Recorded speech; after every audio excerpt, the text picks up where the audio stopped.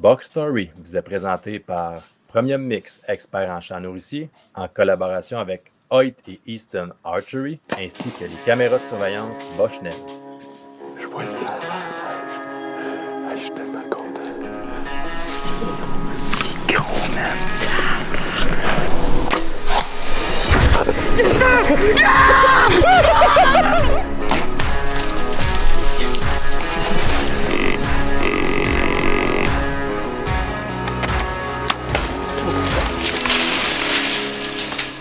Soyez sérieux, achetez Hoyt.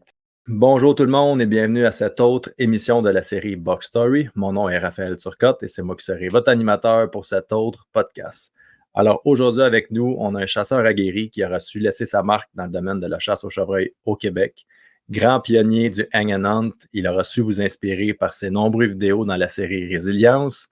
Co-fondateur de Arcmaniac, il aura été mon partenaire dans cette aventure durant de nombreuses années. Il est de retour avec nous pour nous raconter sa box story. Voici David, bienvenue. Salut Dave, comment ça va? Salut Raph, ça va toi? Ben oui, ça va bien. Content de te revoir devant un micro. Là, les gens ne nous voient pas. Moi, je te vois, mais ça te rappelle. Ça te rappelle toujours ravi. Ça te rappelle des bons souvenirs de la classique Whitetail, j'en doute pas un instant. Bon, oui, effectivement. Tout le monde dort en haut, puis en cabané en bas dans mon sol, essayer de pas réveiller tout le monde, à regarder un écran, puis à parler de chasse.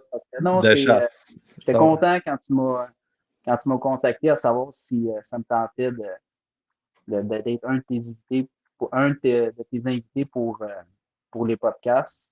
C'est un projet. En fait, on avait parlé, même ça date de longtemps, là, ça aussi. Ouais. Là.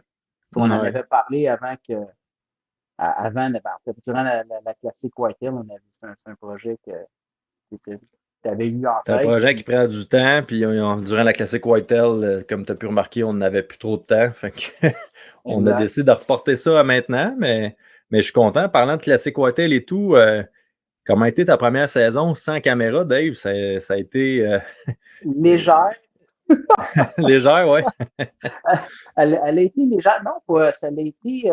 ça a quand même bien été, somme toute. Ça faisait changement, ça faisait quand même 10 ans que je traînais un stand, 2-3 caméras, puis toute l'équipe, les batteries, puis tout ce qui englobe. Les gens ne voient pas ça, là, tu regardes la vidéo, puis tout est beau, mais tout ce que ça prend aux alentours de ça, c'était quand même, c'est très demandant, ça ne te cachera pas, là, surtout si tu vas avoir un certain niveau de qualité puis de production qui a du bon sens. On s'en mettait beaucoup sur, c'est le cas de le dire, on s'en mettait gros ses épaules. Dans tous les sens du mot. Dans tous les sens du terme. Fait que cette année, ça a été une adaptation. Ma famille a beaucoup apprécié parce que quand je n'étais pas à chasse, j'étais vraiment là. Versus tu n'étais pas en train de vider des cartes SD, de charger des batteries, de préparer ton stock pour... ouais, je comprends. Exactement. Fait que, j'étais vraiment là. De mon côté, pour la chasse, mais comme je dis, ça a été une adaptation parce que là, tu arrives dans l'arbre, tu installes, tu es déjà prêt. Là, tous mes temps que j'avais dans mes routines, il n'y a plus rien qui marchait. C'était trop vite. J'arrivais même trop de bonheur à mes arbres. C'était correct, c'est un mal pour un bien, là, mais il a tout fallu que je revoie un peu ça. Puis dans l'arbre, je veux pas, on est habitué. Bon, OK, t'installes, mais parfait, séquence de ci, séquence de ça, entrevue. Il y avait tout le temps quelque chose à faire, malgré qu'on était à chasse. Là, j'avais rien à faire. Là, que chasser. Pour vrai, j'ai beaucoup aimé ça, que chasser. Là, c'est le danger, c'est tout le temps pogner ton cellulaire, puis tout le temps être en train de casser ça, puis de regarder ça. Fait que, mais non, ça l'a bien été. Puis j'ai eu relativement pas pire saison. J'ai pas rien récolté, mais j'ai eu un miss. En fait, j'ai quand même eu la chance de décocher une flèche sur un papier buck, sur une nouvelle terre que j'avais. Tu étais en exploration, toi, là, c'est ça, cette année, nouveau territoire. Solide, c'était nouveau territoire. J'ai eu une couple de nouveaux territoires. Mais celui que j'ai majoritairement chassé, j'ai été agréablement surpris du nombre de bucks que j'avais là, mais c'était extrêmement difficile. Là. Je lâchais l'agricole, je tombais en milieu 100% forestier. J'avais l'impression de chasser les riches de l'Ohio. C'était fou. Ouh Fait que là là. j'étais content de ne pas avoir de caméra avec moi cette année pour ça. Fait que, mais non, c'est ça, j'ai été capable au mois de novembre de décocher une flèche. Malheureusement, bon, il a fallu pousser un peu, là, je dirais. Si j'avais filmé, je m'aurais peut-être fait lancer une coupe de roche là, sur, sur la shot que j'ai pris. Mais bon, la shot pour vrai était bonne. Là. Le cheval il a docké, puis j'ai zippé juste en haut, pas touché rien. Puis après ça, une semaine plus tard, dans une autre zone, après ça, j'ai eu une autre chance sur un autre beau buck qu'on avait là. J'ai pas pu tirer de flèche, là, mais il était à peu près à la même distance, mais trop de branches, puis il est reparti sur une femelle. Il est venu voir proche, puis il est reparti sur une femelle. Fait qu'en gros, tu sais, j'étais quand même content parce qu'en dans 2 semaines, j'ai eu 2 chances Mhm. sur 2 beaux bucks là, tu sais, au Québec. Plus de chance que dans ton dernier voyage en Ohio. Yes, c'est pas oui. Mieux vaut en rire aujourd'hui si ça a été tellement. Ah non, c'est pour faire une petite parenthèse, ce voyage-là, tu sais, c'est aussi bizarre que ça avait été tough, puis tu sais, j'avais à peu près rien montré là, dans le classique parce que Mhm. j'avais, je pense, 3 chevreuils dans ma semaine. Mais j'avais quand même aimé ça assez pour rebooker, tu sais, puis essayer de Mhm. retourner. Finalement, ça a pris le bord. Là. J'ai changé mes plans l'année passée, fait que j'ai pas fait de voyage à l'extérieur. Je me suis concentré au Québec. J'ai quand même chassé beaucoup. C'était pas parti pour ça. Puis finalement, pour vrai, j'ai vraiment chassé gros l'année passée. Vraiment, vraiment beaucoup. J'avais commencé ça en début de saison. J'ai fait récolter une femelle à ma femme à Lac. Fait que ça commençait bien. Puis après, je suis parti Clairement. sur les bocs. Fait que, non, Ça te c'était donne, ça te donnait plus de temps pour faire ces affaires-là, justement, de fait, pas faire de classiques, pas avoir de caméra. C'est chasser avec ta femme, chasser avec tes enfants, chasser. oui, C'est ça, beaucoup. m'amener aussi. Le point le plus gros, je pense, là, ça a été vraiment la pression qu'on se mettait sur, en tout cas, on va Mhm. parler pour pression que je me mettais sur les épaules. Euh, avant la classique, c'était moins pire. On faisait résilience. À notre rythme. Mhm. À notre rythme, on montrait qu'on tire pas. Il n'y avait pas de point relié à ça. Il n'y avait pas de Charles Davis qui nous écœurait non-stop avec sa grosse carabine. Mais on rit, mais il n'y avait Ouais. pas de ça. Fait on n'avait pas de pression de performer. On voulait produire, on montrait notre saison telle que telle. Fait c'est des années que j'ai vraiment eu du plaisir à faire. Avec du recul, là, c'est, je pense, Mhm. mes plus belles années. Ça donne bien, c'est les années que j'ai le plus de succès aussi. Mais Ouais, c'est puis, peut-être pas juste un hasard, hein, des fois, quand on veut trop, Colin, on serait peut-être, pas. mais en même temps, c'est la première année de la classique. J'avais eu une chance aussi sur Mhm. CHSLD. À toutes les années, à part la deuxième année de la classique, que ça avait été rough. J'ai quand même eu toujours mes chances, quand même pu toujours décocher une flèche. Bah oui. Fait que, non, ça a fait de changement. Pour clore ça l'a fait de changement, mais c'est très positif. En même temps, ça me permet d'être des fois un peu nostalgique, de revenir à regarder des vidéos, tiens, et de dire, Ils sont encore là, Dave. Ils sont là, les vidéos. finalement, c'était pas si pire que ça. Super. Donc, hey, écoute, on revient justement à notre concept. Dis-moi donc, j'ai une petite idée de qui tu vas nous parler, mais de quel bas as-tu choisi de nous raconter l'histoire aujourd'hui, Dave? Hey, pour vrai, quand tu m'étais approché, j'ai hésité longtemps, parce que je sais que, d'après moi, tout le monde pense de quel bug que je vais parler. Puis ils ont raison. Je vais parler de. Aujourd'hui, j'ai décidé de prendre l'histoire. Puis je dis l'histoire, pas juste le kid, mais vraiment l'histoire de G1 Curvy. Mhm. Parce que de mon côté, c'est le bug qui a été le plus médiatisé. Je retournais depuis que je passais dans le podcast et j'ai retourné voir les vidéos, je regardais jusqu'à où que ça. J'avais une histoire avec, puis c'était assez fou. On va en parler un peu plus tard, là, mais Mhm. c'est assez fou quand tu dis que tu peux avoir, mettons, une histoire avec un bug, c'est réellement sur 3-4 ans, Mhm. puis arriver, puis de le puncher à la fin. En plus de le puncher comme 3 fois. C'est c'est le bug que T'as j'ai tiré le plus de flèches dessus, ça, c'est sûr. plus de flèches, puis tu n'avais pas tiré à la poudre aussi? Non, c'est pas C'était pas lui, ça. lui? Ah, c'est pas lui, ok, je me suis Non, ça, trompé. c'est le bug de 2019, justement, que j'avais Ok. tiré l'avant 2018. Mais sinon, c'est ça. Fait que j'ai pris du Johan Curry, mais j'ai hésité longtemps parce que dans ces années-là, on parlait de résilience. J'ai eu vraiment des belles années. J'ai fait des beaux voyages à l'extérieur. J'ai pensé même mon premier buck mature au complet que j'avais fait en Saskatchewan. il y a tout le temps des histoires particulières à chaque box. C'est le premier, il était vraiment spécial. Après ça, tu dis l'autre en Illinois, mais lui avec était vraiment spécial. Une espèce de voyage de fou qu'on avait eu. Puis avec du recul, j'ai pas le choix. Faut que je parle de G1 Curvy. L'histoire est trop malade. Puis ça a été beaucoup parlé. C'est un peu ça ma crainte de dire j'en parle-tu encore? Les gens qui sont écœurés d'en entendre parler. Mais en même temps, les vidéos permettent pas, on se limitait un peu dans le temps qu'on voulait produire. Versus là, avec le podcast, que je pense que je vais pouvoir rentrer vraiment dans des détails plus que les gens savent pas, ou ça n'a pas été expliqué, ou qu'on a mis de côté. Fait que, je me dis, putain de la merde. On ressort G1, puis on le décortique au complet aujourd'hui. Tu fais bien parce que dans tout ça, tous ceux ou presque qui vont passer, ça va tout être des bucks qui ont eu la plus longue histoire ou presque avec, qui vont nous raconter pour la première fois, parce qu'on a plus qu'un buck, tu vas avoir la chance peut-être d'en raconter un autre plus tard, mais les bucks souvent les plus marquants, c'est ceux qu'on aura couru plus longtemps après avant des poignées. Parce on s'est tellement investi dans ça que là, au final, quand on réussit, mais là, la décharge émotionnelle, si on veut, est au rendez-vous, puis l'accomplissement est là en tabarouette. Fait que, maintenant, puis surtout de la façon, mettons, que G1 a été fait, pour vrai, au-delà que j'ai plus trippé, mais j'ai trippé par de la façon qui a été faite aussi.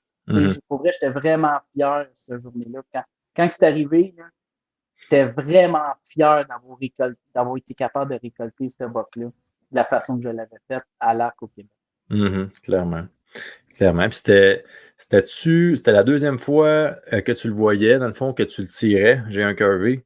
La deuxième fois, je le voyais, mais en fait, deuxième fois, je le tirais, mais je l'avais vu c'est comme la cinquième fois, je le voyais. C'était la cinquième fois que tu le voyais. OK. Dans tout ça, c'est ça, je me demandais combien de fois de total tu avais pu le voir. Puis de toute façon, on va te laisser raconter ton histoire pour que tu puisses rentrer, dans le fond, au complet dans les détails.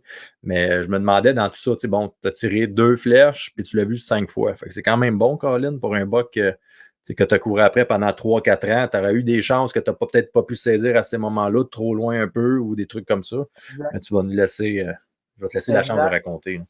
Oui, puis tu sais, avec du recul, puis ça, je l'avais déjà dit, une fois que je l'avais tiré, ce qui est spécial, c'est que je me rends compte que je l'ai tiré comme à 200 pieds de où est-ce que j'ai pris ma première photo de ce... Tu sais, je l'ai tiré en 2020. Je l'ai tiré à genre 200 pieds de la première photo que j'avais prise de ce buck-là en 2016. Dans le fond, c'est le lien, tu l'as fait une fois que tu l'as tué. Je l'ai fait par après, puis je sais pas pourquoi je l'ai pas fait avant.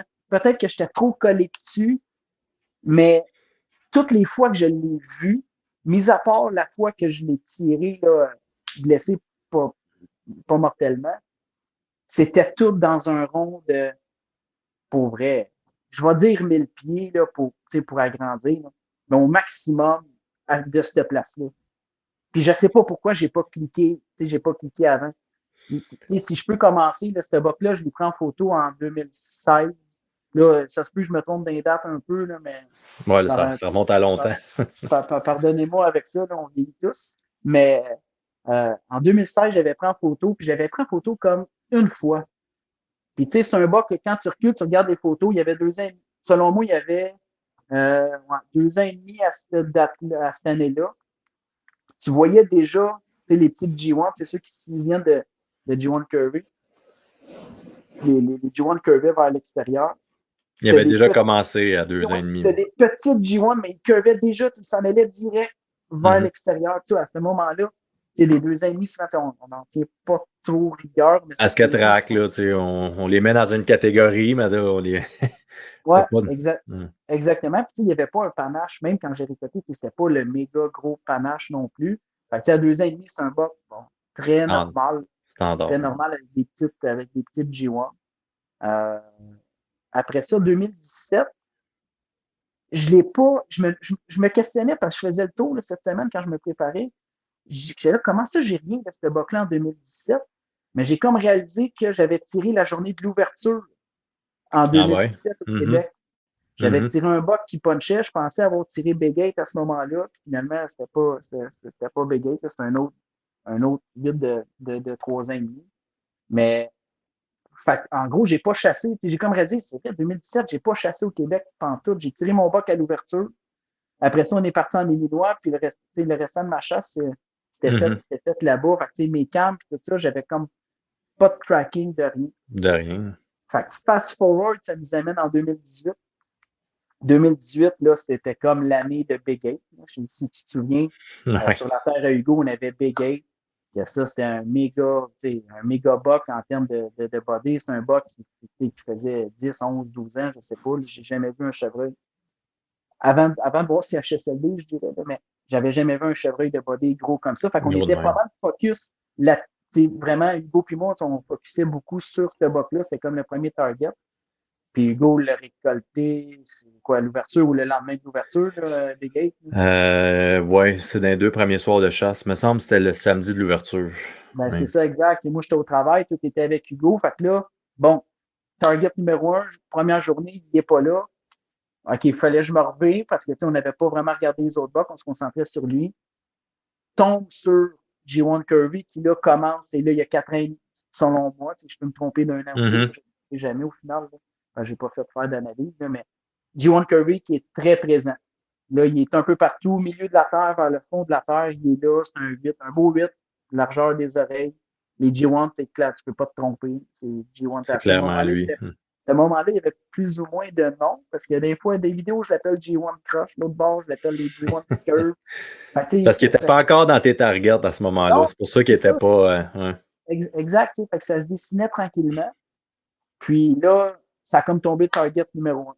Fait que ceux qui vont se souvenir, puis ce qui est cool, mettons, avec le podcast aujourd'hui, là, je suis pas mal sûr qu'il y a des gens qui vont retourner dans une liste de lecture d'Arcmaniac, vous allez pouvoir faire le fit. On l'avait vu ensemble, G1 Curvy, en 2018, au mois d'octobre, quand on avait chassé le milieu du bûcher. Il y avait un beau buck qui avait passé au loin. C'était G1 Curvy à ce moment-là. C'était en ligne avec le même secteur que je parlais. Le même secteur où ce que tu l'as tué. Oui, exactement. On l'avait vu là-bas.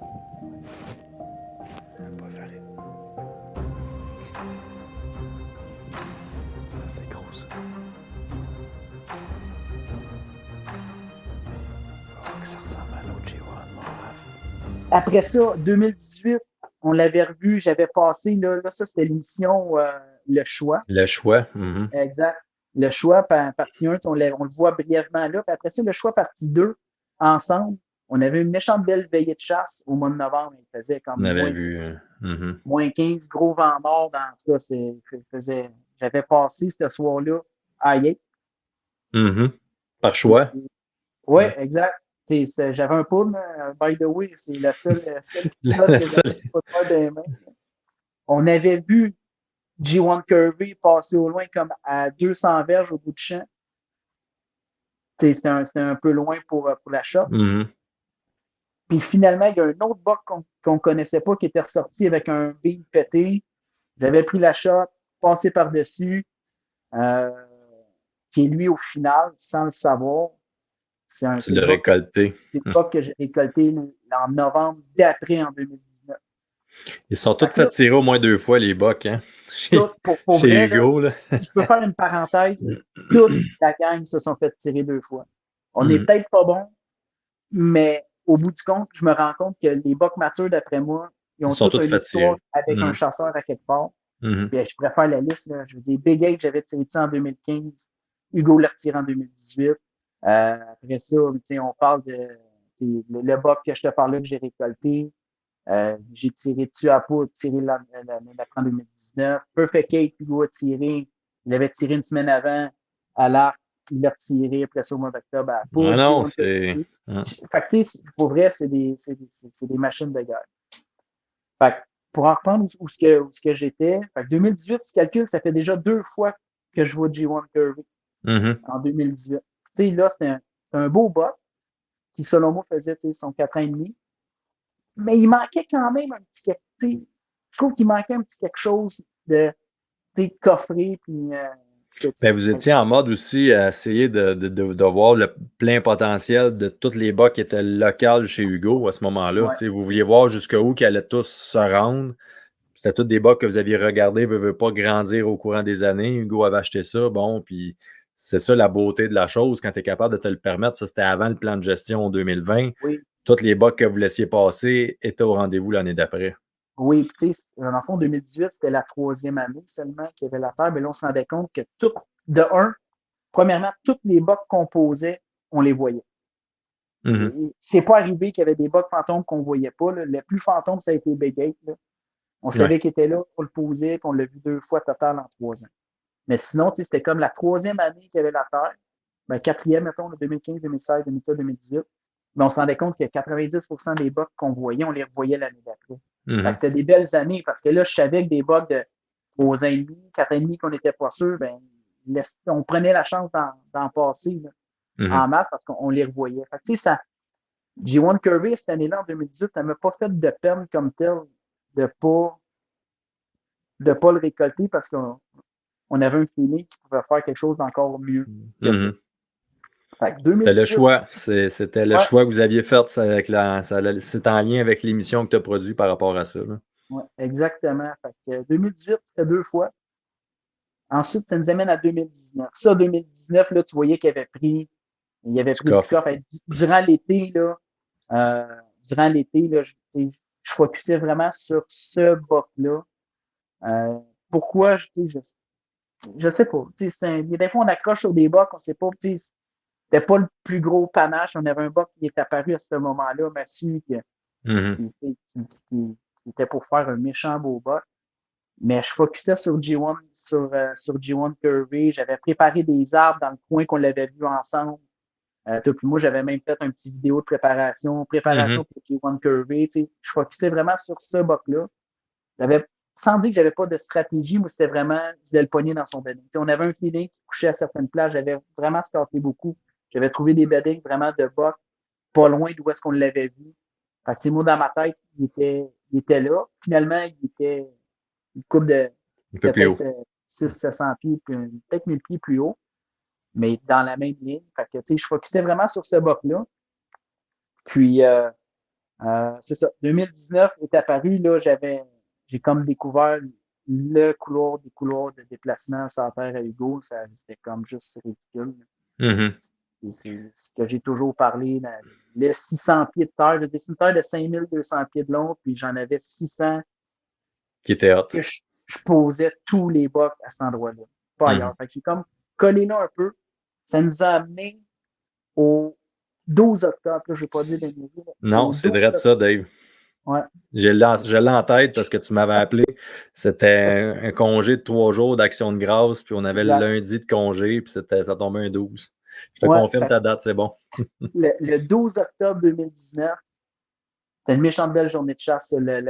Gros fond froid, là. Le matin, c'était une petite drop de température.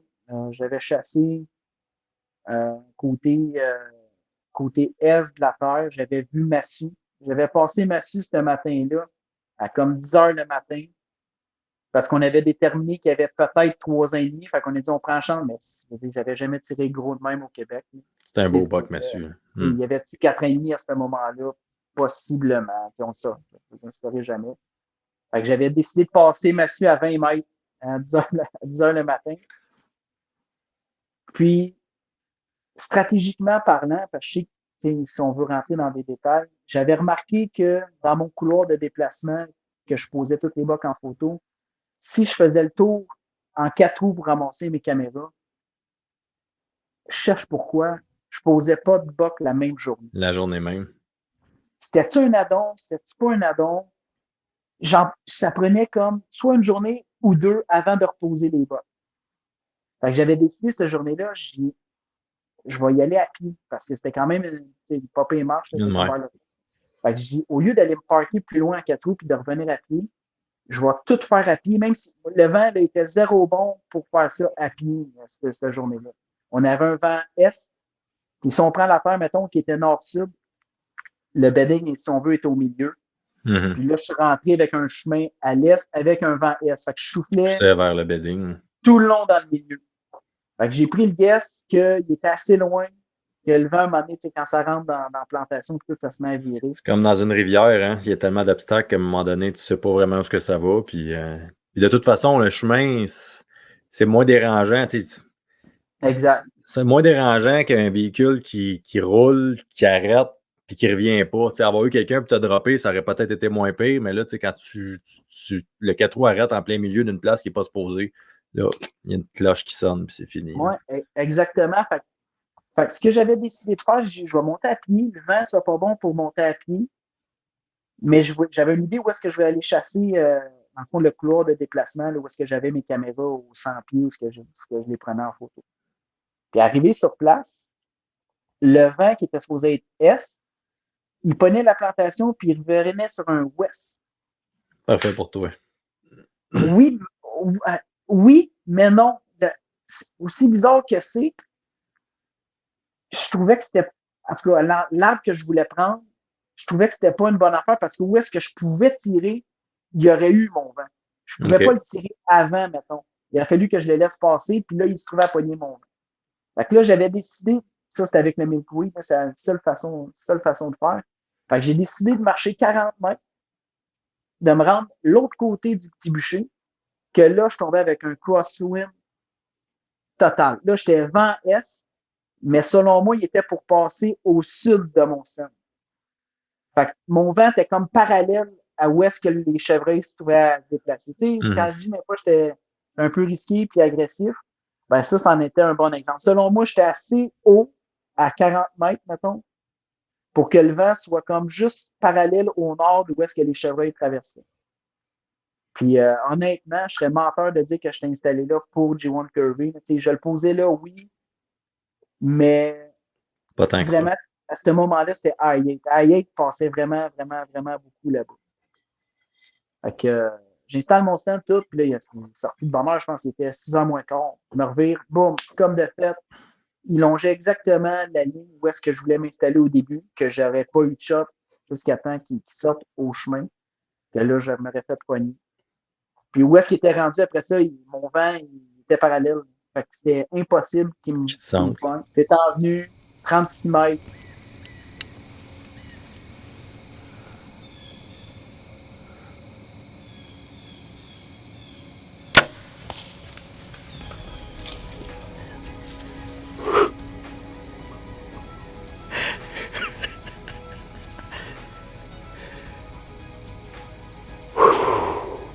Je viens de tirer G1 Curvy.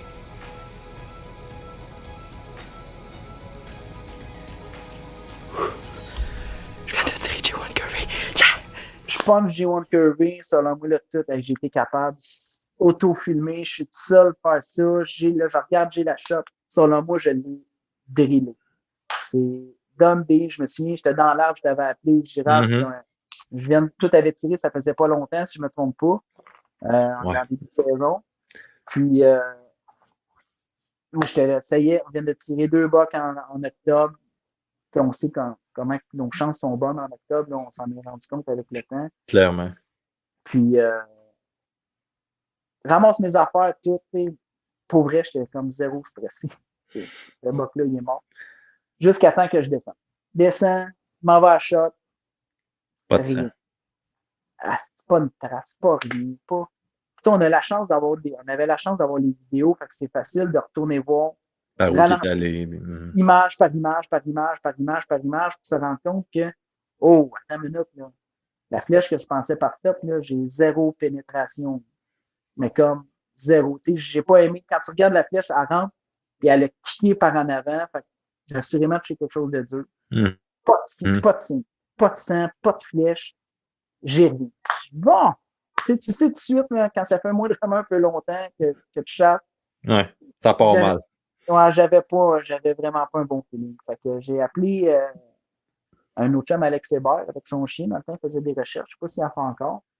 Mais appelle Alex avec son chien, mais j'ai dit, ah, c'est bon, je vais aller faire un truc. Fait qu'on avait laissé du temps. Le chien arrive, part, boum, tombe sur le sang. Oh! Encourager un peu plus, puis c'est un sang correct, là. Pour finalement, tu sais, quand c'est musculaire, tu te rends compte que ça saigne beaucoup, mais c'est zéro mortel. Fait qu'on a trouvé du sang de chercher pour, je sais pas, jusqu'à minuit. Je sais pas quelle heure qu'il était rendu. Il était rendu quand même pas mal tard.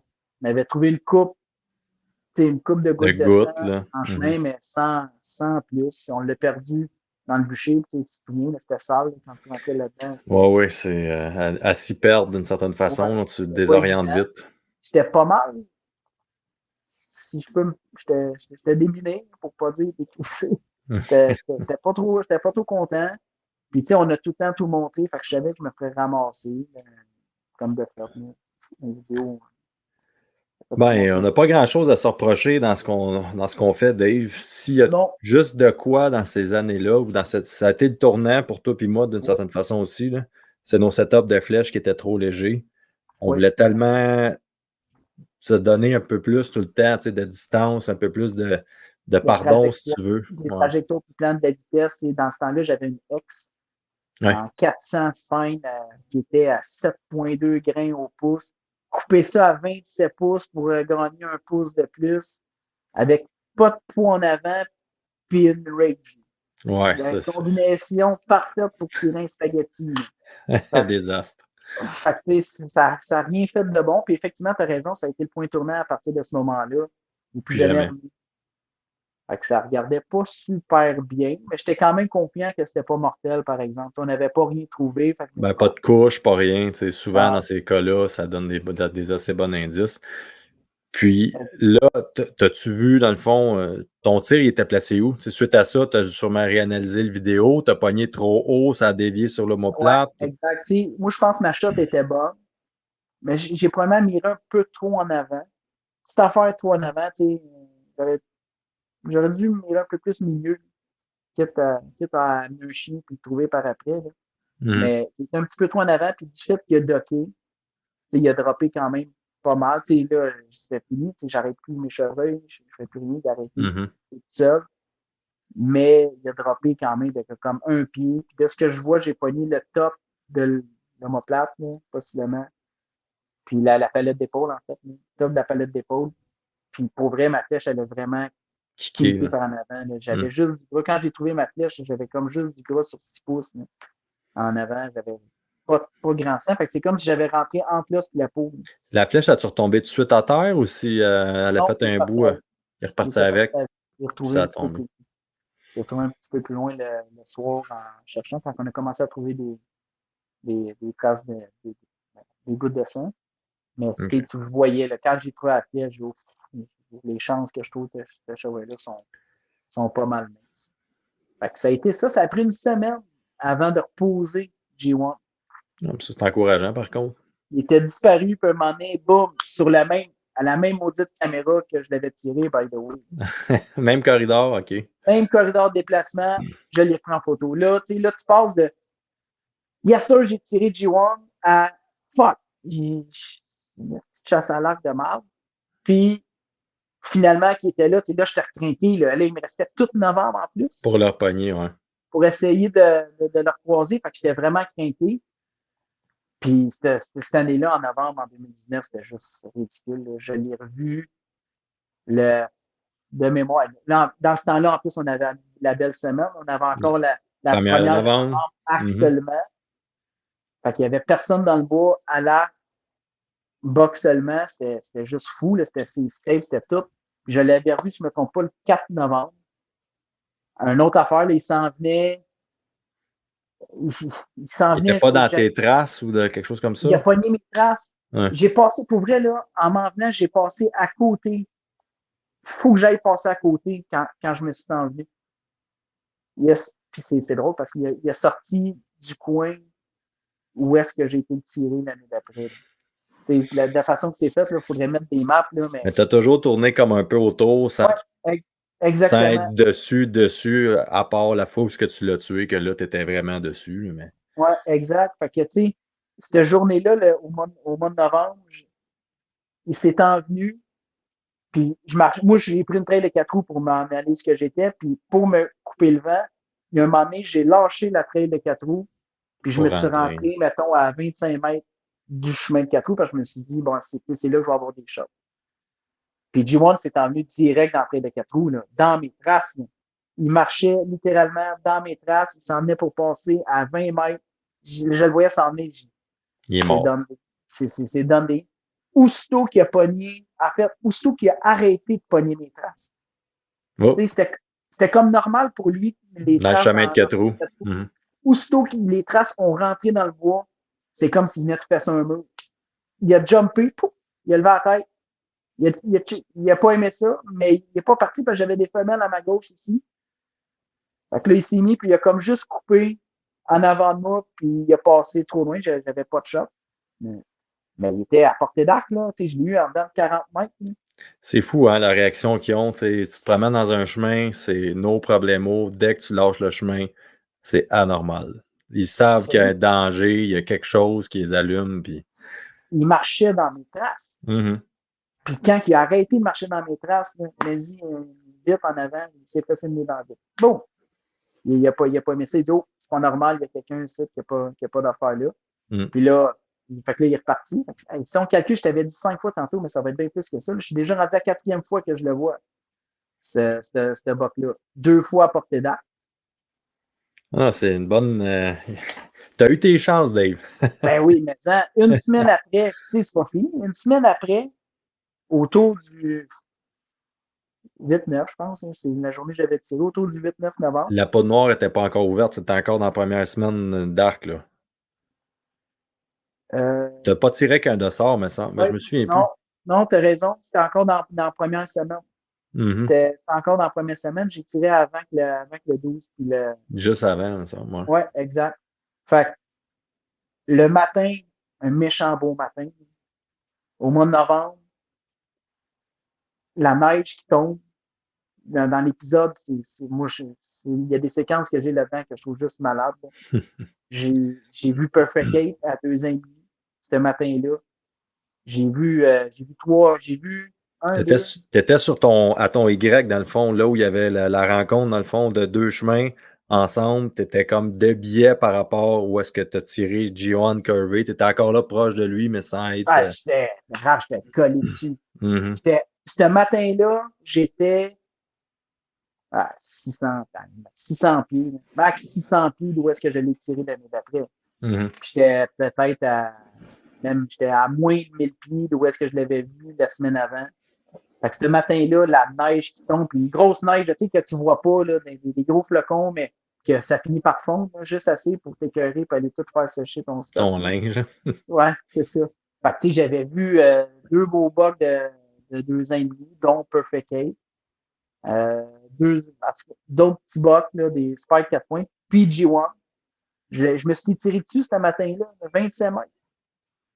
Avec le Snortwing, il avait passé de l'autre bord du fossé, il était un petit peu trop loin, puis il descendait, ça en allait se béder dans son trou. Là. Il suivait une gang de femelles.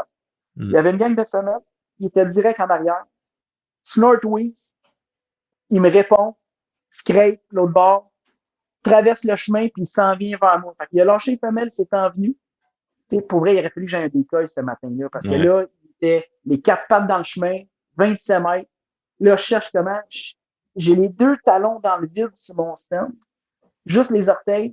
C'est mon harnais qui me retient. Dans ma tête, je regarde ça. J'ai un trou gros comme une balle de softball au travers d'une épinette. Ouais. Tu sais, quand t'es désespéré. Fait que je suis là, ça passe là. Fait que je m'étire. Oublie ça. J'essayais de mettre, je voyais rien. C'est impossible. C'est impossible que je puisse passer de flèche-là. Fait que d'écrin, il repart avec la gang de femelles. Fait que là, c'est la 5e fois que je le vois. 3e fois à portée d'arc. 2e fois que je m'étire. Là, c'est là, le soir même, que moi, j'ai rentré dans le bois. J'ai fait un mouvement. Je m'ai essayé d'aller le couper. Je m'ai essayé d'aller me coller sur les femelles vers où est-ce que je pense qu'ils sont partis. Le coin était hot, là. Ah, c'était malade, là, cette veillée-là. C'était juste ridicule, là. J'ai vu un 10 de 4,5. J'ai vu AI. J'ai fini par tirer le buck, le beau 8 large. Lui, il n'y avait pas de nom, là, mais beau 8 large. Que quand je suis arrivé à côté, je me suis rendu compte que c'était le buck que j'avais manqué à la peau l'année d'avant, qui avait un beam de cassé. Il n'y avait pas un trou dans l'oreille, d'ailleurs, non? Ouais. Il y avait un oreille de tuer. Ça devait être relié. Fait que, tu sais, moi, ce buck-là, j'étais vraiment content parce que, tu sais, ça a été une saison en dents de scie. pour finalement closer ça à l'arc sur un méchant beau buck au Québec. Puis j'avais encore mon histoire qui continuait avec G1 Curry. Fait que tu sais, c'était cool, c'était comme le meilleur C'est des les deux mondes. années où on surfait tout le temps sur des bucks à venir, des bucks qui étaient présents, pas, mais qu'on savait qu'ils étaient là. D'année en année, on était toujours confiants. C'est ça. Ben oui, puis tu C'est sais, ce qu'on peut je se savais souvenir qu'il en des années avant restait. 2020. Je savais qu'il en restait, je savais qu'il y en a qui s'en venaient. Perfect Cage, que je Mhm. sais qu'il y avait 2 ennemis à ce moment-là. Ben, tu sais, c'est un buck. Tu sais, je sais que je vais le revoir l'année d'après, puis tu sais, ça me donne raison. Le Hugo l'a tiré 2 ans plus tard, Eh à la oui. première année la première Mhm. année de la classique. Là. Fait que, tu sais, c'est tout le débat qu'on avait laissé passer. Fait que 2019, c'est fini comme ça. Ça a été vraiment une belle, pour vrai, une belle saison.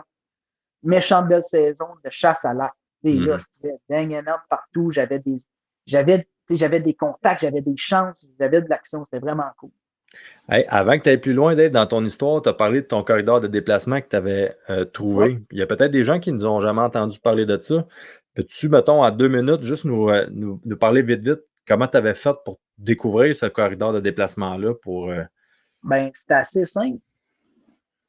Il était un temps, tu sais, on rentrait plus dans le bois mettre des caméras, là, parce qu'on dit on va minimiser nos impacts. Fait que j'ai pris le chemin, parce que moi, l'affaire et Algo, dans le temps, était vraiment bien top pour ça, les accès. On avait un chemin qu'on pouvait faire en pick-up tout le long. Je faisais le tour d'enfer au complet.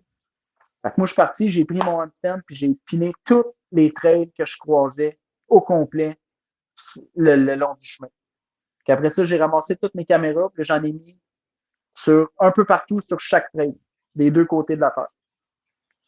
Pour finalement me rendre compte que je punchais des bots juste sur certaines caméras. Mettons, sur 1 ou 2 caméras, j'en punchais. Sur les 3, 4 autres que j'avais avant, jamais. Hey.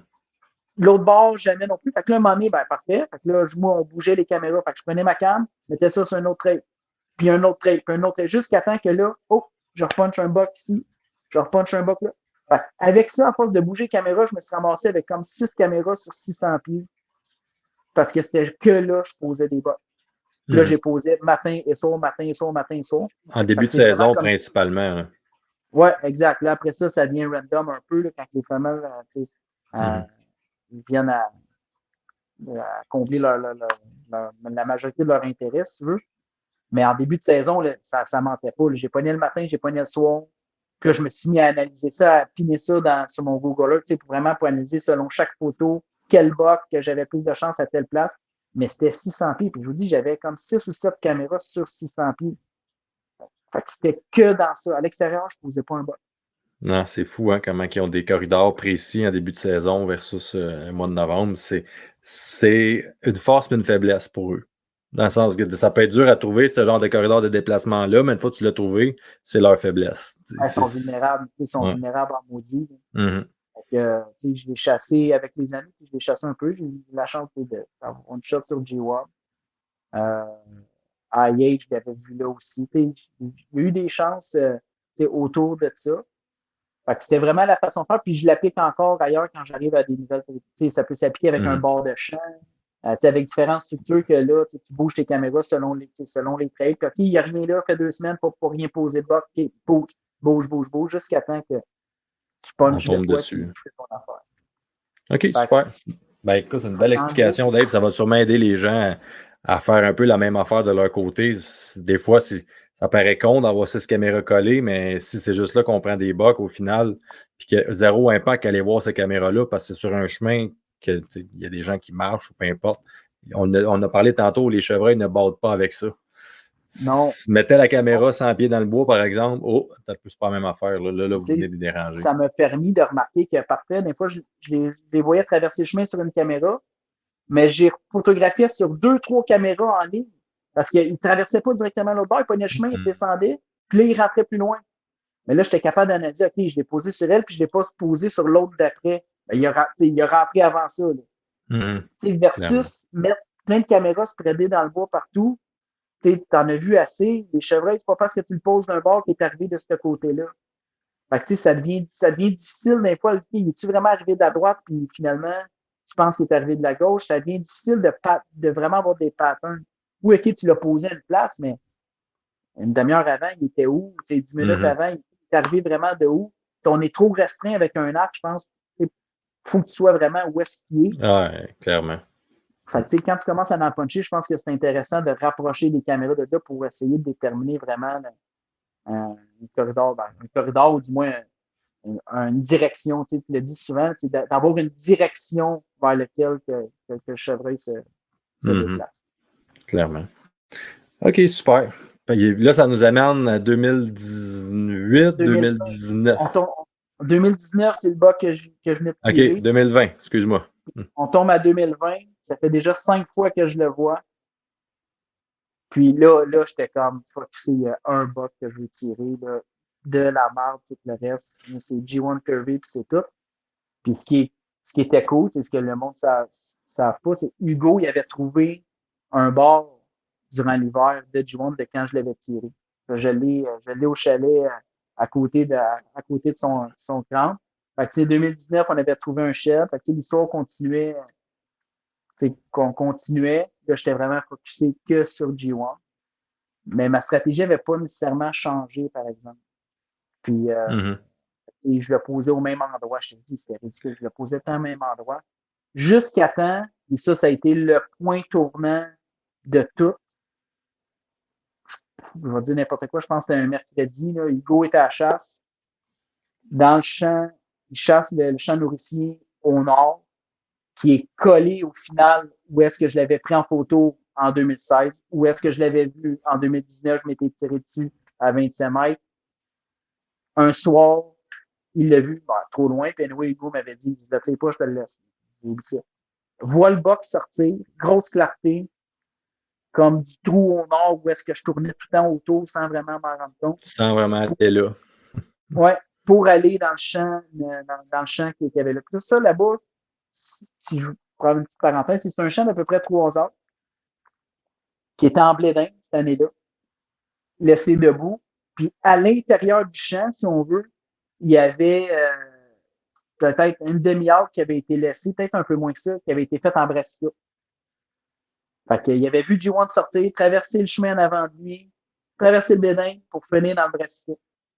Mais ça donnait un méchant in, par exemple, parce que là, il l'avait vu arriver, il avait vu sa destination, puis il l'avait vu rentrer par là-bas après, en soirée.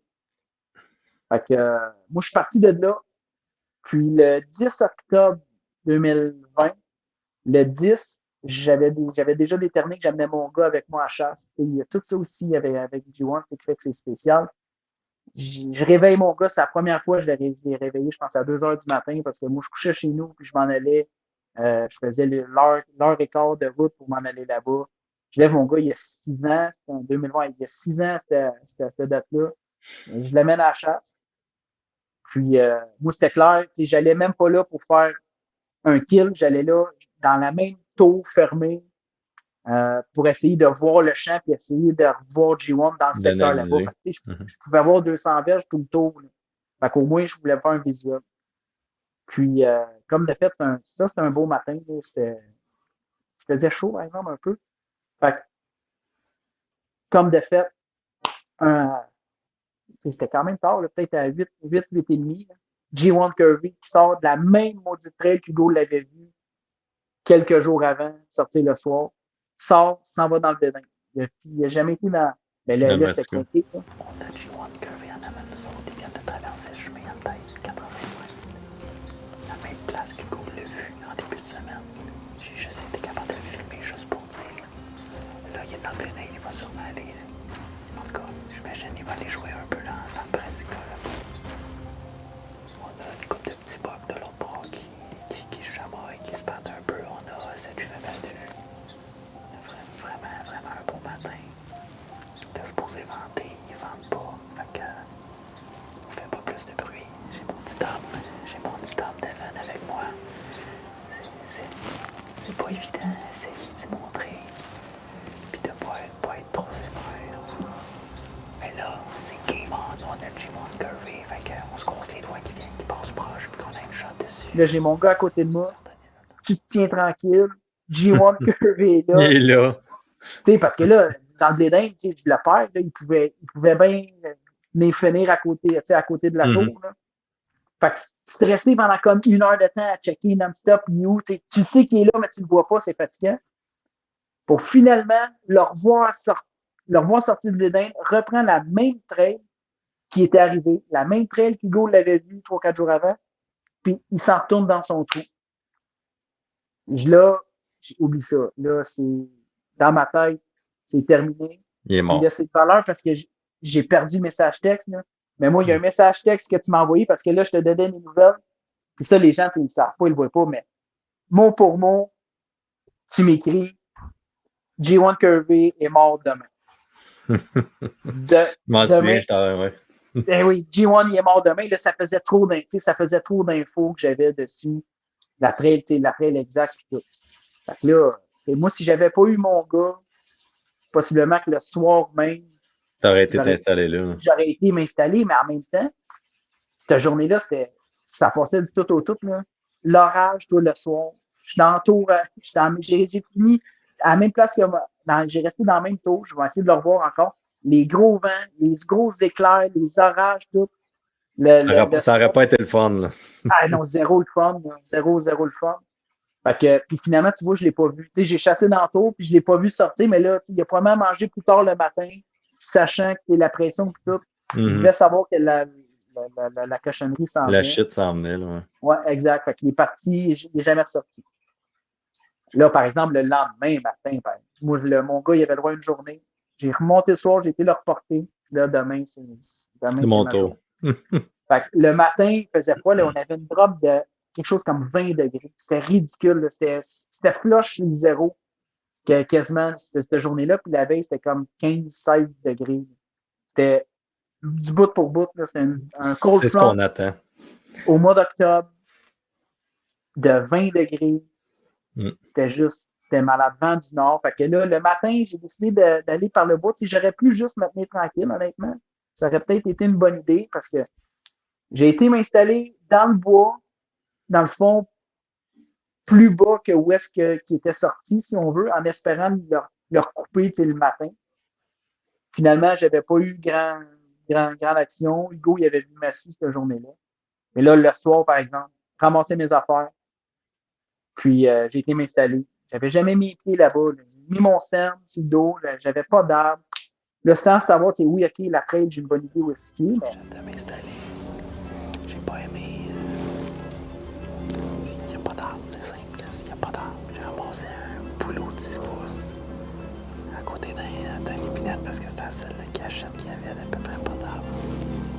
Sinon, il a fallu que je traite des épinettes de couper 1 200 000 branches d'épinettes pour pouvoir installer mon stand. Ça me tentait pas non plus. Plantation, t'essayes de pas faire de bruit là-dedans, toute la branche morte, c'était ridicule. Fait que l'installation, la trouve moyen. J'espère qu'il n'est pas pédé trop proche parce que sinon il y a des chances qu'il va y avoir. M'installe là-dedans. J'ai rebougé mon stand dans l'arbre parce que je l'aimais pas.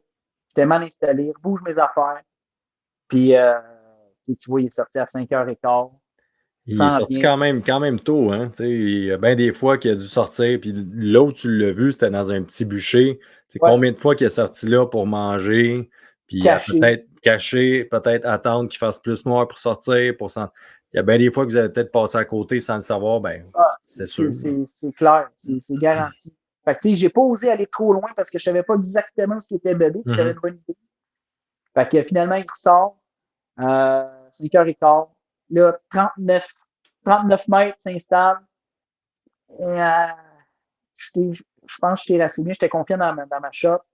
Mais là, j'avais tellement peur qu'il dock. Tellement peur. Puis là, de la façon qu'il s'en allait, finalement, s'installe 42 mètres.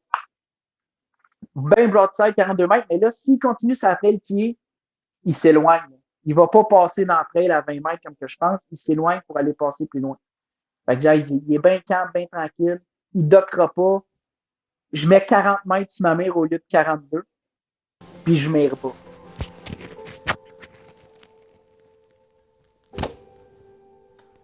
Mais bah, je te dis, je pense que c'était même pas miré dedans. Juste au flush de la bédaine, tu m'as docké une fois à peu près à la même distance. Là, tu peux docker. J'ai de la place. Il a pas bougé, il a pas droppé d'1 centimètre. Je comprends même pas que ma flèche l'ait pas touché. Là. D'après moi, ma pointe fixe à ce moment-là Elle devait être les 2 lames par en haut, puis Par le en- sel en bas, par en Ouais. bas. J'ai juste zippé en dessous. Là, je pouvais exprimer comment je me sentais dans l'arbre. Je capotais bien là. Il passe sur l'install à 50 mètres, puis on le voit bien dans la vidéo. Là, finalement, tu sais, il y a quelqu'un qui me l'a placé. Je sais pas quoi. Je suis pas super croyant d'habitude, là, mais il finit par se calmer, pogne la traîne, marche, vient se replacer, 40 mètres encore, bien tranquille. Puis là, où est-ce qu'il est, la traîne, elle l'amène direct au chemin. Il passera pas plus proche. C'est impossible. Là, range, j'ai mis exactement la même distance. Ouais, J'ai là, pas tu mis t'es 2 mètres placé. de range. J'ai mis la même distance. Laisse partir de la flèche. Puis, une bonne shot. Petite affaire en arrière, fois. C'est en train de tomber. On l'a, boys. On l'a. Ah ouais, donc.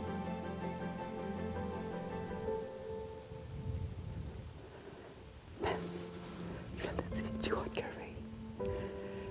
Oh, il est pas encore à terre, mais je pense que c'est une shot au foie. Ah, si je m'en retiens pas de rien.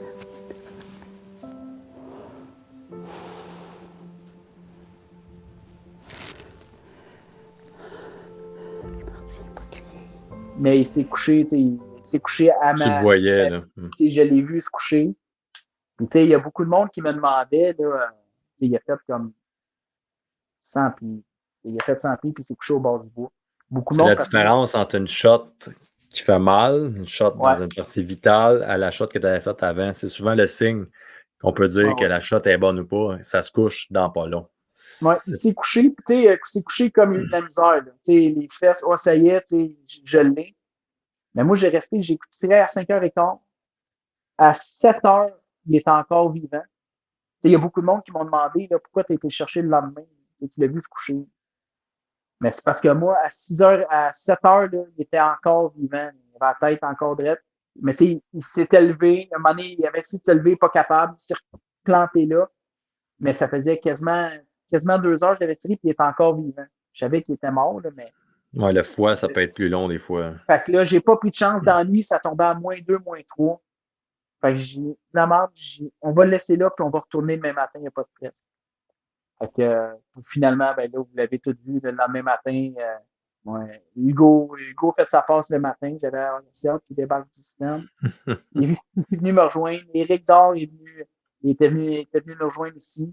Puis, c'était en milieu du COVID, là, mais c'était en 2020. Là, fait que, on voyait pas grand monde dans le temps. Fait que, c'était une année qui était vraiment spéciale. Puis, finalement, il était exactement où ce que je l'avais vu. Là où tu l'avais vu. Fait que ça venait closer. Une méchante belle histoire. Vraiment, pour vrai, j'ai été vraiment fier de la façon que je l'ai fait. Ben oui, ben. J'ai pris 50 minutes là, pour l'expliquer, là, toute cette histoire-là. Là. Mais je suis rendu à 6 fois.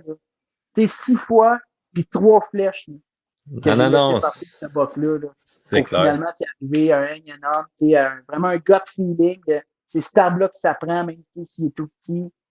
Puis, gars, c'est vraiment. Ben, c'était la consécration de tout ce qu'on a toujours dit, dans le fond, les surprendre, un hang and hunt, tes voix sont faites, tu sais, souvent, bon, sur les caméras, on les voit sur caméra, ça ne veut pas nécessairement dire que, moi je pourrais dire, quand tu vois de tes yeux vus, tu as une méchante longueur d'avance par rapport à juste le dire, je le prends en photo. Tu vois vraiment plus d'où ce qui arrive, d'où ce qui s'en va, une photo, tu le vois passer, c'est tout.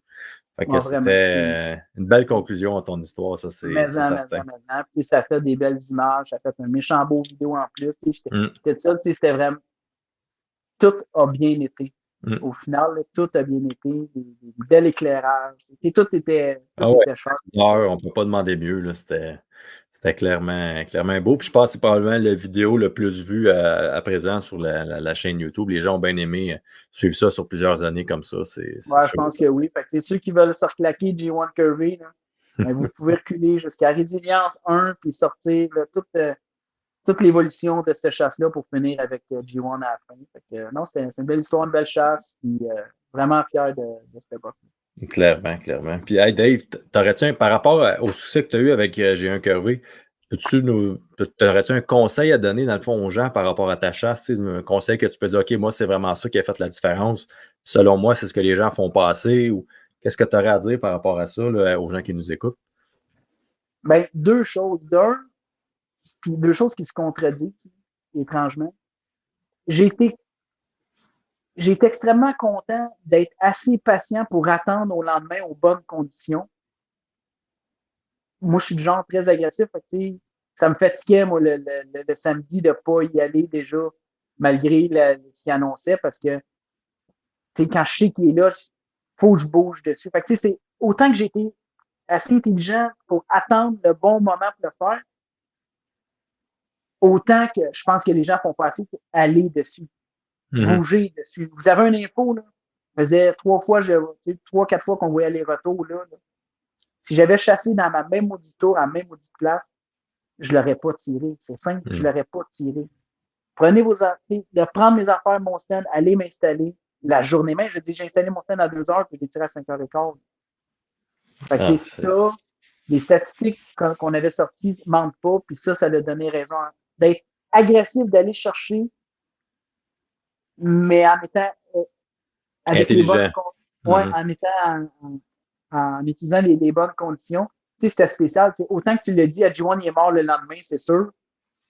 Tu sais, il y a un feeling là-dedans, je suis sûr que ça t'est déjà arrivé. Quand je m'installais là, à 2 heures l'après-midi, là, je le savais que je le savais que j'étais pour le tirer.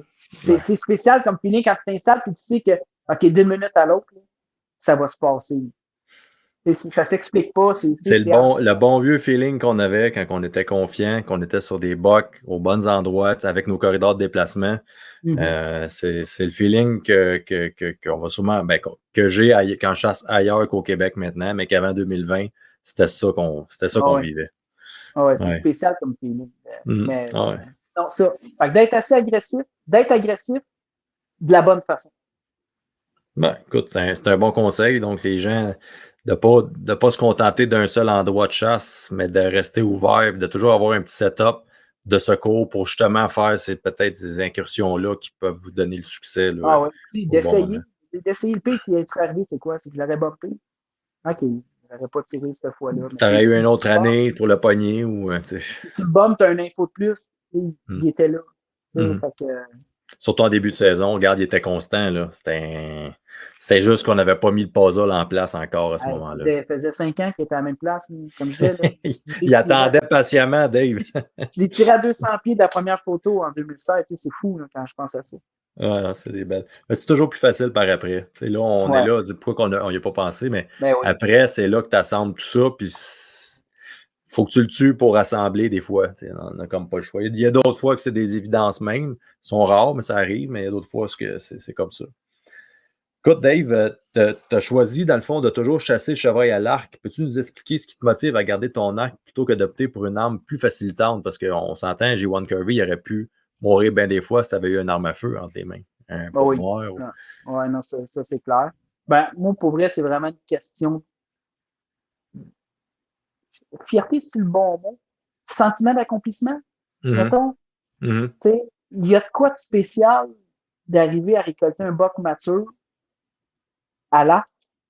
C'est dur à expliquer, mais c'est ça. C'est vraiment ce que ça me procure en dedans. Tu sais, j'ai pas de.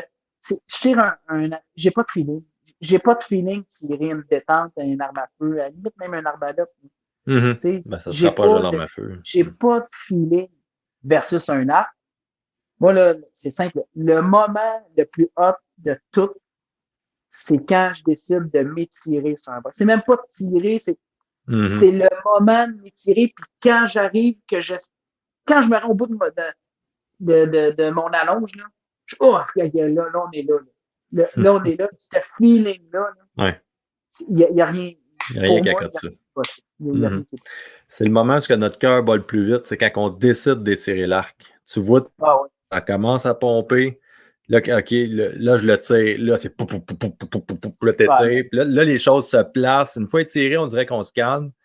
T'sais, on a appris avec les années, on a une couple d'années d'expérience. Au début, je me souviens que j'étirais, puis sûrement toi aussi, puis là, on était encore nerveux. Tu voyais la main passer dans le chevreuil, là, pouf, la flèche était partie. C'est ça. Prendre la respiration de plus, puis prendre son temps, puis vraiment mirer un point précis, et non mirer un chevreuil, mais mirer un point précis. Fait que non, moi, ce moment-là d'étirer, puis d'arriver, puis mettre le pointeau dedans, malade. C'est malade. Clairement. Non, écoute, on se rejoint là-dessus, c'est sûr et certain. Écoute, je vais arriver avec une question que je vais poser probablement à chacun des participants, mais d'une tournure différente afin de les amener à répondre en fonction de où est-ce qu'ils sont rendus, eux, dans leur vie et tout ça. Fait que tout ça va tourner évidemment autour un peu plus de tes enfants, mais si je te donne le droit de changer 3 règlements de chasse afin de rendre justement la chasse plus intéressante pour les jeunes chasseurs du futur, exemple, tes enfants, tu changerais quoi? Tu sais, il y a plusieurs choses qui se répètent jusqu'à date, mais peut-être que de ce point de vue-là, tu sais, pour tes enfants dans le futur, ça va peut-être nous amener des réponses différentes. Je suis curieux d'entendre ça. Parfait. Ben, moi, c'est une bonne question parce que, tu sais, à 3 règlements, c'est quand même pas mal. Mais première des choses, je pense personnellement. Bon, OK, je vais clairer tout de suite, 2 bocs au Québec, ça n'a aucun sens. Je sais que ça revient toujours. J'ai écouté Louis, j'ai écouté Luc. Euh, 2 bocs au Québec. Moi, je suis pour le 2 chevreuils. Je pense que c'est un outil de gestion qu'il faut se servir. Ça permet d'augmenter l'expérience de chasse aussi pour les adeptes. Donc, je suis pour le 2 chevreuils, mais un boc, seulement. Fait que, mettons, ça, c'est clair. Deuxièmement, puis ça, je vais y aller par expérience, par les différentes places que j'ai faites. Je restreins au minimum. Je ne dis pas de l'enlever au complet pour pas froisser, mais moi, tout ce qui est arme à longue portée prend le bord. Ça, c'est certain. Puis je l'ai vu par les endroits que j'ai faits, les meilleures places que j'ai fait. Puis meilleures, quand je parle pour moi, c'est en termes de qualité et quantité, parce que ça vient, par défaut, ça vient quasiment ensemble, là. Mais de qualité de chasse, de structure, de ratio de population, ils n'ont pas d'armes à longue portée. Ils n'ont pas de longue période d'armes à longue portée, puis ils n'en ont pas dans le rythme. Première des choses, c'est en dehors des périodes que les box sont les plus vulnérables. Fait que, moi, ce que j'aime, là, c'est aller m'asseoir, oui, voir du chevreuil, mais quand je vais en Illinois, là, un chevreuil sur 2 va être un box. Ça, je tripe. Ça, je veux que mes enfants vivent ça. Dire, OK, un chevreuil sur 2 va être un mâle, ben, parfait. Mais ça, il faut que les box puissent vivre. Je parle même pas d'RTLB, là. Pour moi, personnellement, ça sera pas un des points que je veux amener. Est-ce que je suis pour ça? Oui, mais c'est pas un des points majeurs présentement. Moi, je veux enlever. Ça réglerait beaucoup de problèmes. On donne la corde, on donne des chances de vivre au boc, on enlève les armes à longue portée. Puis, dans la même ordre d'idée, moi, je rallonge les saisons.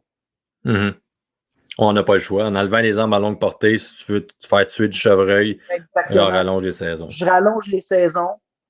Moi, je vois pas pourquoi partout autour de nous, ça chasse du début octobre jusqu'à la fin décembre, puis que nous, on se limite à 2 semaines et demie en octobre, puis 2 semaines en novembre.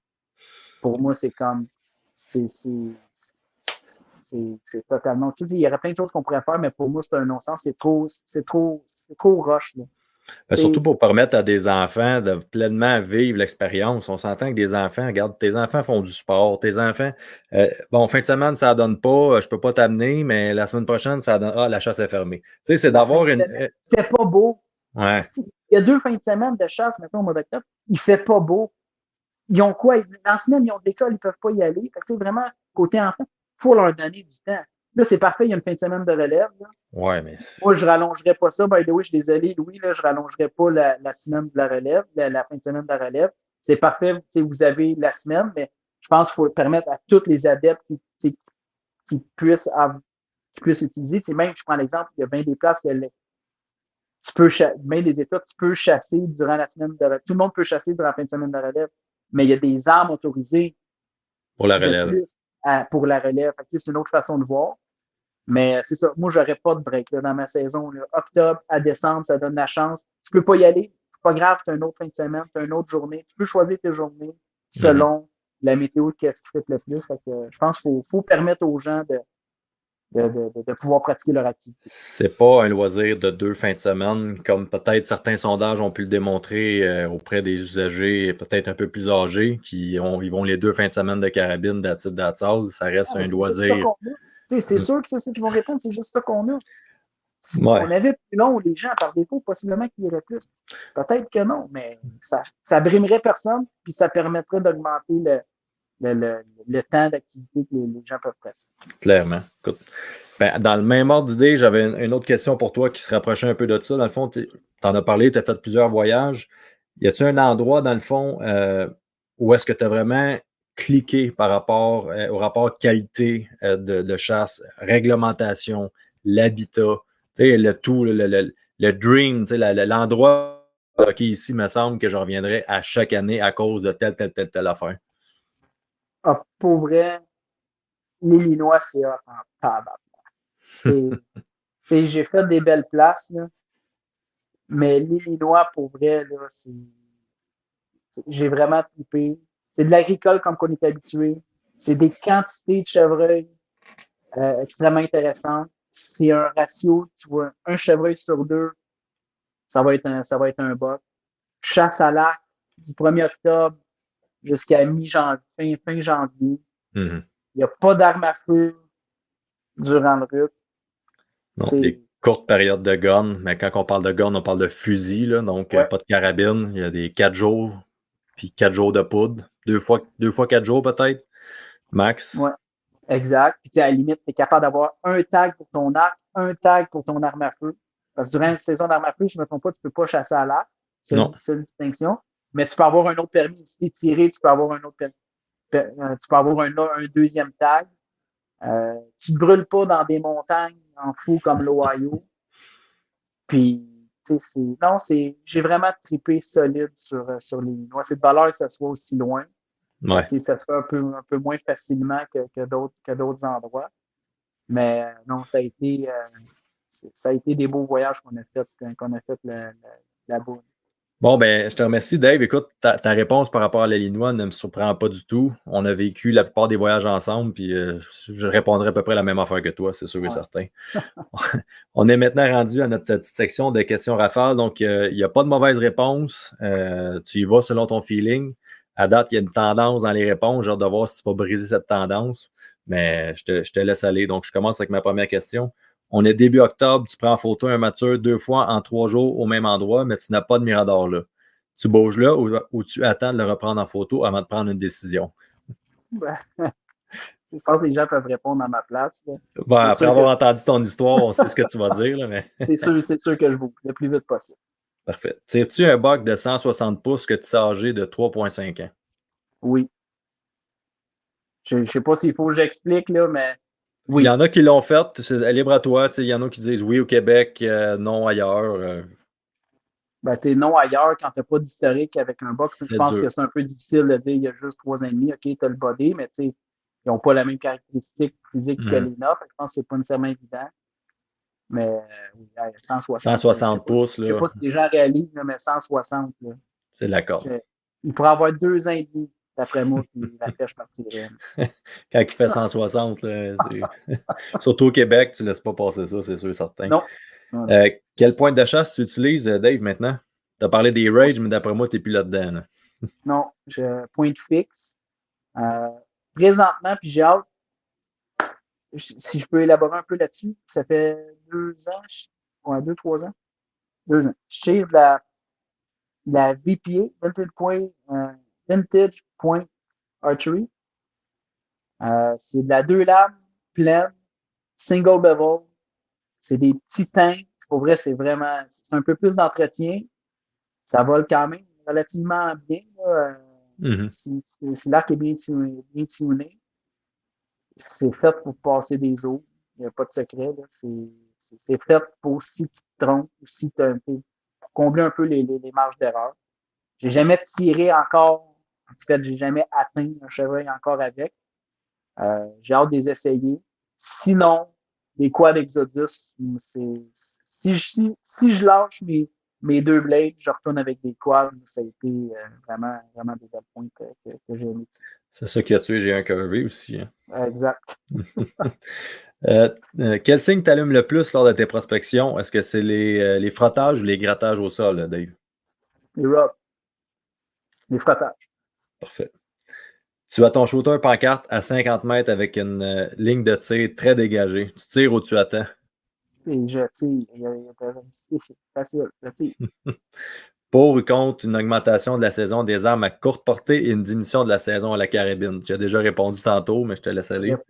Très pour. Ça fait du bien pour le cheptel, pour l'expérience de chasse. Es-tu plus Saddle ou Mirador? Je pense que tu as fait le switch, là, mais. Ouais, j'ai changé. Depuis l'année passée, je suis rendu à Tree Saddle. Je suis vendu, solide. C'est pour vrai, C'est léger. ça répond à tous mes besoins de la façon que je chasse. Là, j'aime vraiment beaucoup. Super. Tu vois un bug dans le sol que tu crois être ton shooter. Est-ce que tu grondes, tu fais le snort wheeze, tu fais rien, c'est quoi tu fais? Snort, oui, majoritairement. Et en novembre, je me traîne un grade, mais il n'est pas sur moi, il est souvent dans le fond de mon sac. Au cas où que, Snort, oui, t'as pas besoin de rien. Ouais. Puis je trouve que ça répond quand même bien au Snort, oui.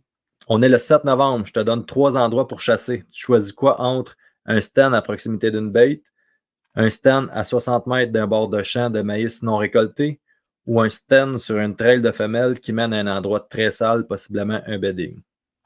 Ça, j'ai entendu tout le monde répondre la trail de femelle vers un bedding. Tu peux extrapoler. Si je te dis, mettons, tu as le droit de chasser le matin puis le soir, y a-t-il une différence en ce que tu choisirais ou si tu. Ouais, en novembre, le 7 novembre, je suis sur un all-day. C'est sûr, je fais un all-day site vers le champ de bédin non récolté, là, 60 mètres en dedans pour les trails que les bugs vont vouloir croiser. Hey, on a fait le tour. Déjà? Ben oui, quand même, c'est bien. Écoute, ça fait 1h15 qu'on jase, Dave, de Jean Curry, de toutes sortes d'affaires. Ça a été un réel plaisir de t'avoir encore une fois parmi nous. On t'a sorti un peu de ta zone, puis on t'a ramené dans tes vieilles, habitudes, quoique. À force de me teaser le même, qui sait ce que ça pourrait nous mener? On ne sait pas, on verra. L'avenir nous dira. Sur ça, écoute, je te remercie. C'est pas fini. On l'a toujours dit.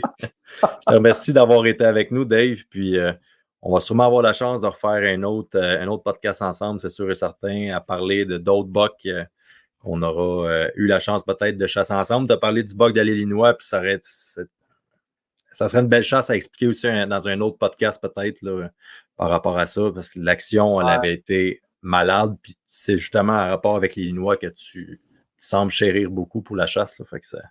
Ouais, puis en fait, le voyage en tant que tel qu'on avait fait, c'était vraiment cool. Mais je pourrais faire une affaire avec toi, par exemple. T'écoutes à tous les podcasts animés, là.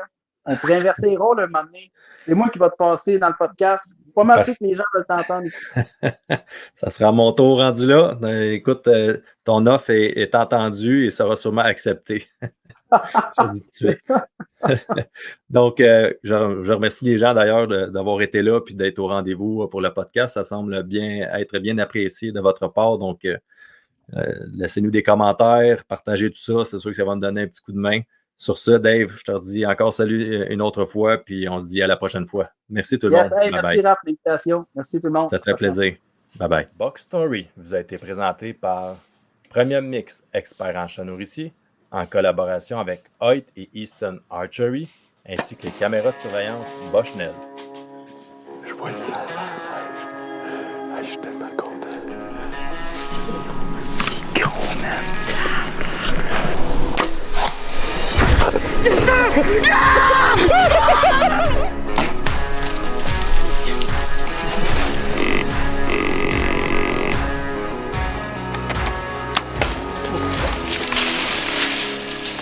Soyez sérieux, achetez Hoyt.